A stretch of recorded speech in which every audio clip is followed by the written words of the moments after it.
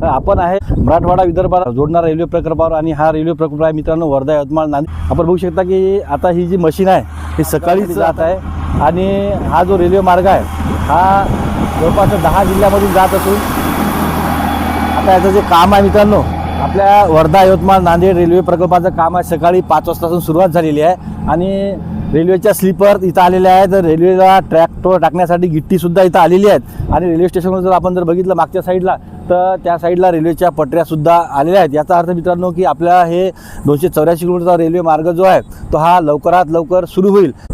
या मार्गावर जास्तीत जास्त उद्योगधंदे चालू होतील या रेल्वेमुळं आणि आर्थिक क्षमता जी आहे ती आणखी सुबल होईल या रेल्वे प्रकल्पावर जे कनेक्टिंग जेवढे जिल्हे आहेत त्या लोकांची आणि 10 जिल्ह्यामधून हा रेल्वे प्रकल्प जात आहे।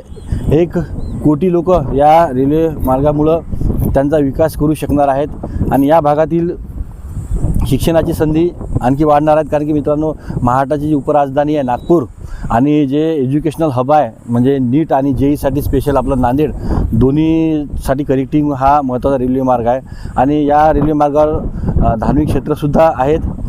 त्यामुळे धार्मिक क्षेत्राला पर्यटनासुद्धा या रेल्वे मार्गामुळं चालना मिळेल। आपण अपेक्षा करू की आपला हा रेल्वे मार्ग लवकरात लवकर सुरू होईल। आमची व्हिडिओ आवडेल नक्की तुम्ही आम्हाला फॉलो करा, लाईक करा, शेअर करा। धन्यवाद।